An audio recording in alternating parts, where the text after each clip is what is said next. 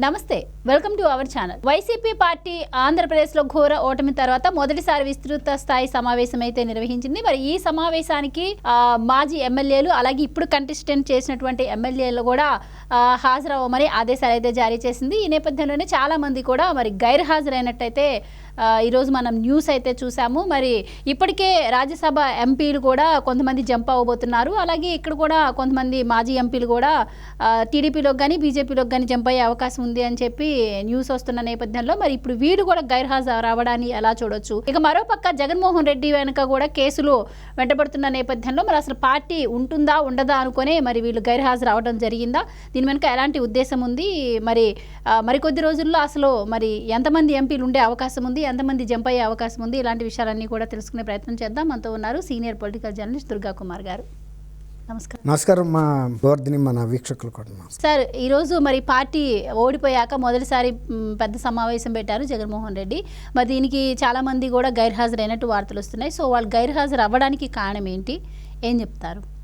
ఇప్పుడు అధికారంలో ఉన్నప్పుడు ఉండే పరిస్థితి వేరు, అధికారంలో లేనప్పుడు పరిస్థితి. ఇవాళ యాదృచ్ఛికంగా ఆయన ఓడిపోయిన ఎమ్మెల్యేలు లేకపోతే మాజీ మంత్రులు మాజీ ఎమ్మెల్యేలుతో విస్తృత స్థాయి సమావేశం పెట్టిన రోజే ఆయన మీద రోజువారీ విచారణ హైదరాబాద్ సిబిఐ కోర్టులో 11 సిబిఐ కేసుల మీద 9 ఈడీ కేసుల మీద విచారణ చేయమని ఆదేశాలు వచ్చినాయి. వాళ్ళందరూ కూడా వాళ్ళ రాజకీయ భవిష్యత్తు కోసం జగన్మోహన్ రెడ్డి గారి దగ్గరికి వచ్చారు. ఆయన కూడా 175కి 175 గెలుస్తామని ఒక హామీ ఇవ్వబట్టి ఈయన మళ్ళీ గెలుస్తున్నాడనే ధీమాతోనే వాళ్ళు చేరారు. ఆ భరోసా మొత్తం తలకిందులయ్యింది. టైటానిక్ ఓడ మునిగిపోయిన పరిస్థితిగా ఒక ట్రాజిడీ జరిగింది. ఇంకా టైటానిక్ ఓడలో ఇంకెవడుంటాడమ్మా. ఇవాళ సమావేశానికి వచ్చి ఈయనకి లాయల్టీగా ఉండామని చెప్పుకునే అవసరం ఎవరికి లేదు. మాజీ మంత్రులు సీనియర్లు చాలా కాలంగా ఆయనతో పాటు ప్రయాణం చేసిన వ్యక్తులు కూడా ఇవాళ మొఖం చాటేసి చెప్తున్న రీజన్స్ ఎలా ఉన్నాయో తెలుసా? వాళ్ళు మాకు కారు రెడీగా లేదు, డ్రైవర్ లేడు, పెట్రోల్ లేదు, లేకపోతే టైర్ పంచర్ అయింది, ఫ్లైట్ టికెట్ దొరకలేదు, ఇలా ఎన్ని రకాల కారణాలు ఉంటాయో అన్ని రకాల కారణాలు చెప్పి తప్పించుకున్నారు. వచ్చిన వాళ్ళు తక్కువ, రాని వాళ్ళు ఎక్కువ. వాళ్ళు ఎందుకంటే ఇక ఈ పార్టీ మనుగడ సాగిస్తుంది అనేది వాళ్ళకి నమ్మకం పోయింది. ఎప్పుడైతే ఇన్ని కేసెస్ విచారణ మొదలైందో ముఖ్యమంత్రిగా ఉన్నంతకాలం ఆయన ఆ పవర్తో ఆపగలిగాడు. ఇవాళ ముఖ్యమంత్రి కాదు, ఆయన ఒక ఎమ్మెల్యే. ఈ కేసెస్ అందులో సర్వోన్నత న్యాయస్థానం వితిన్ 1 year లోపల ఎంక్వైరీ చేయమని, విచారణ పూర్తి చేయమని ఆదేశాలు ఇచ్చింది. తర్వాత ఇప్పుడు బీజేపీ ప్రభుత్వానికి ఈయనేమి దత్తపుత్రుడు కాదు. ఇవాళ మోడీకి గతంలో దత్తపుత్రుడు. ఇవాళ ఎట్టి పరిస్థితుల్లోనూ ఈయన మీద చర్య తీసుకోవడానికే ఈ ప్రభుత్వం కూడా తొందర పెడుతుంది. ఇంకోటి, సుప్రీంకోర్టు ఆర్డర్స్ని బీజేపీ ప్రభుత్వం కూడా మోడీ ప్రభుత్వం కూడా ఆపలేదు. ఎందుకంటే సిబిఐని కిందసారి సుప్రీంకోర్టులో ప్రశ్నించారు, మీరు ఎందుకు ఆయన బెయిల్ మీద ఉంటే ఇన్ని సంవత్సరాల నుంచి బెయిల్ కూడా రద్దు చేయమని అడగలేదు, ఎందుకు విచారణ ముందుకు వెళ్ళటం లేదు అంటే పబ్లిక్ ఇంట్రెస్ట్ లిటిగేషన్స్ వేశారు. సిబిఐ కేసులో హైదరాబాద్లో జగన్మోహన్ రెడ్డి కేసు ఒక్క అంగుళం కూడా ముందుకు జరగటం లేదు. దాని వలన మీరు ఇంకా వేరే కోర్టుకి ట్రాన్స్ఫర్ చేయమని అడిగారు. ట్రాన్స్ఫర్ చేయమని అడిగినప్పుడు ఈ ప్రశ్నలు కూడా అడిగింది, మీరు ఎందుకు ఒక సిబిఐ ఆఫీసర్స్ ప్రాసిక్యూటింగ్ అథారిటీ మీరు అయ్యి ఎందుకు పాసివ్గా ఉన్నారు అంటే ఎందుకు మీరు ఉత్సాహంగా క్యాన్సిల్ చేయమని మీ అంతటి మీరు అడగాలి కదా. ఎవరో వేసిన పిటిషన్లో మీరు ఇన్ప్లీడ్ అవుతున్నారు. అప్పుడు ఏం చెప్పారంటే బెయిల్ రద్దు చేయమని డాక్టర్ సునీతారెడ్డి గారు వివేకానంద రెడ్డి గారి కేసులో అడిగింది కదా ఈయనకి. అట్టా అడిగితే అది వేరు. ఆమె అడగటం, మీరు ప్రాసిక్యూషన్ ఆఫీసర్గా మీరు యాక్టివ్గా ఉండాలి. ఆమె ఒక సిటిజన్, మీరు ఒక అథరైజ్డ్ ఆఫీసర్స్, క్వాలిఫైడ్ ఆఫీసర్స్. ప్రొసీజరల్గా మీకు తెలుసు ఎలా చేయాలనేది. మీరు ఎందుకు చేయలేదని అడిగినప్పుడు ఏం సమాధానం చెప్పలేకపోయారు. తర్వాత ఎందుకు మీరు సిబిఐ జడ్జెస్ ముందు ఎందుకు ఈ కేసుని త్వరగా విచారించాల్సిన అవసరం ఉంది కాబట్టి మీరు అనవసరపు ఆయుధాలు వేయొద్దు, దీన్ని త్వరగా టేకప్ చేయమని మీరు ఎందుకు రిప్రజెంట్ చేయట్లేదు, అలా ఆలస్యం జరుగుతున్నప్పుడు మీరు మా దగ్గరికైనా రావాలి కదా, అక్కడికి కూడా రావటం లేదు అనేది అర్థమైంది వాళ్ళకి. అందువల్ల సిబిఐ వాళ్ళు కూడా తప్పించుకునే అవకాశం లేదు. ఈ పరిస్థితులందరూ అన్నీ కూడా మొన్న కంటెస్ట్ చేసిన ఎమ్మెల్యేస్ వాళ్ళకి ఇంకా రాజకీయ భవిష్యత్తు చాలా ఉంది. ఎమ్మెల్యే ఈయనకన్నా చిన్నాళ్ళు చాలామంది ఉన్నారు. ఇప్పుడు మళ్ళీ ఈయనతో వెళ్ళి అంటకాగి ఇంకా ఆ పార్టీలో ఎవరైనా పార్టీలు మారే ఉద్దేశం మీద ఉన్నప్పుడు కొంచెం ముందు చేయాల్సిన పని ఏంటంటే ఏ పార్టీలో అయితే వాళ్ళు ఉన్నారో ఆ పార్టీకి దూరం జరగాలి. కొద్ది రోజులు జరిగి ఆ పార్టీ గురించి ఏం మాట్లాడకుండా సైలెంట్ అయ్యి ఇక అప్పుడు మెల్లిగా నెగోషియేషన్ మొదలు పెడతారు అవతల పార్టీతో, ఇవాళ అధికారంలో ఉన్న పార్టీతో. కాబట్టి ఇవాళ ఈ మీటింగ్కి ఎక్కువ మంది రాలేదు. ఎవరైతే గతంలో దురుసుగా మాట్లాడి ఆయన తరపున పుచ్చుకుని లేకపోతే ప్రత్యర్థులు ఓడిపోతే బాణసంచా కాల్చిన రోజా గారు లాంటి వాళ్ళు, అలాంటి వీళ్ళే తప్ప మిగిలిన వాళ్ళు వీలున్నంతవరకు అందరూ మొహం చాటేశారు. ఇంకోటి రేపు రాజ్యసభలో కూడా 11 మంది సభ్యుల్లో కూడా ఎంతమంది ఉంటారనేది కూడా చాలా అనుమానంలో పడింది. వాళ్ళు బీజేపీలో చేరతారా, టీడీపీలో చేరతారా అనే నెగోషియేషన్స్ అక్కడ జరుగుతున్నాయి అంటున్నారు. తర్వాత ఇక్కడ కూడా ఈ 11 మంది ఎమ్మెల్యేలు సరే జగన్ గారిని తీస్తే 10 మంది, ఈ 10 మందిలో కూడా ఎంతమంది ఉంటారనేది కూడా మనం చెప్పలేని పరిస్థితి. ఎందుకంటే ఈయనతో ఉంటే ఇక ఈ కేసులు విచారణ మొదలైన తర్వాత ఈయన బయట ఉండే పరిస్థితి లేదు.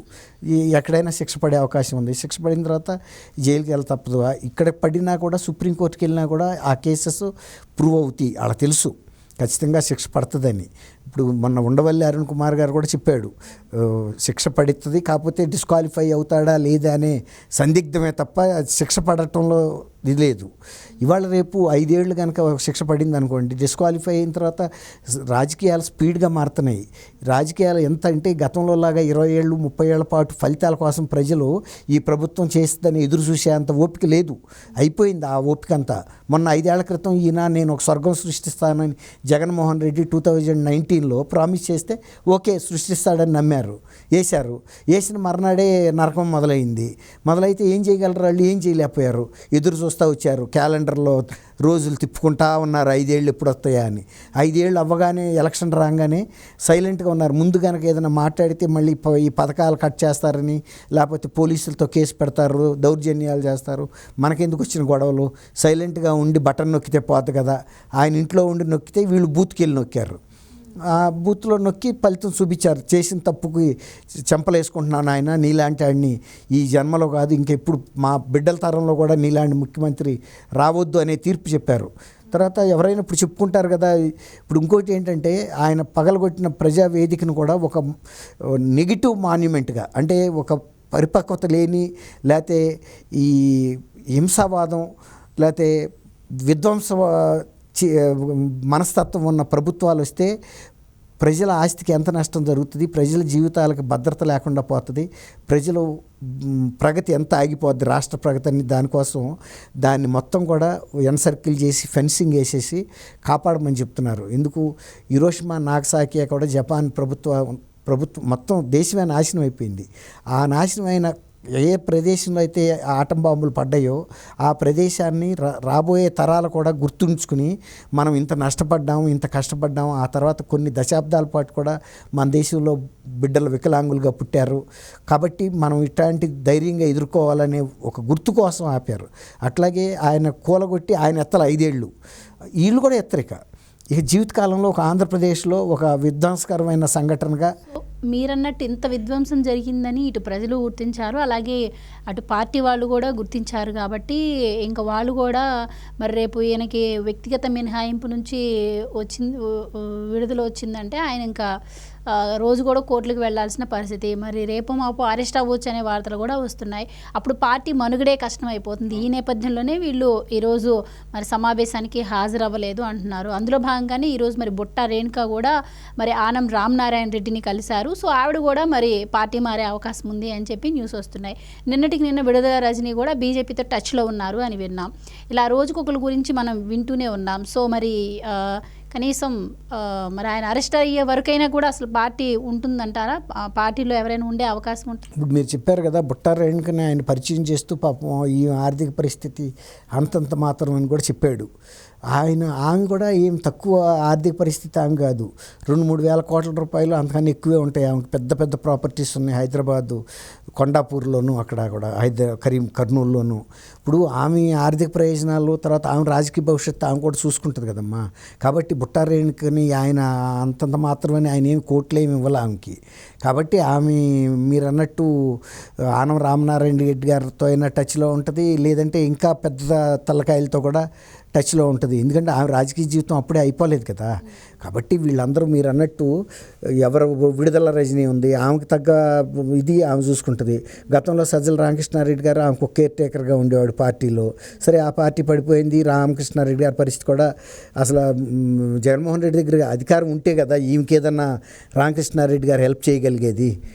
కాబట్టి ఆమె కూడా వెళ్ళిపోద్ది. అంతకుముందు టికెట్లు అమ్ముకున్నప్పుడు ఒక 6 కోట్లకు ఎంతో టికెట్ నేను చిలకలూరుపేటలో ఇప్పిస్తానని తీసుకున్నప్పుడు కూడా రామకృష్ణారెడ్డి గారి దానికి పంచాయతీ చేసి ఏదో ఒక 3 కోట్లు ఇప్పించారు అవతల ఆయనకి, ఎవరు నాయుడు గారికి. అట్లాగే ఇప్పుడు ఎవరైనా అధికారం వైపు అయస్కాంతం వెళ్ళిపోద్ది, కానీ అధికారంలో లేని చాట ఎవరు కూడా ఎత్తుక్కోరు కదమ్మా. ఏదన్నా ఇప్పుడు అక్కడ జొన్నలగడ్డ అనే ఊర్లో వజ్రాలు దొరుకుతున్నాయంటే వర్షం పడ్డప్పుడల్లా వెళ్తారు. అదే మిగిలిన పొలాల్లో వెళ్ళి ఎత్తకరు కదా వజ్రాలు దొరకని ప్రాంతాల్లో. అట్లా ఈ అధికారం ఉన్న సాటే ఎత్తుకుంటారు ఎవరైనా. ఇప్పుడు అధికారం తెలుగుదేశం వైపు బీజేపీ ఉంది కాబట్టి అటేపు వెళ్తారు. మళ్ళీ ఎప్పుడన్నా ఇతను తలెత్తుకునే పరిస్థితి రాదు. ఎందుకంటే ఈయన ఈ కేసెస్లోంచి బయటపడటం జరగదు. రెండోది ఆ పార్టీని ఎవరు లీడ్ చేయగలిగిన పరిస్థితి లేదు. ప్రజలకి అంతకన్నా నమ్మరు. ఎందుకంటే జరగాల్సిన విధ్వంసం జరిగిపోయింది. ఒకసారి నమ్ముతారు, ఒకసారి నమ్మారు, అది దుర్వినియోగం చేసేసుకున్నాడు. The end of the chapter కంటే. థ్యాంక్ యూ థ్యాంక్ యూ అమ్మ గోవర్ధన, మన వీక్షకులు కూడా.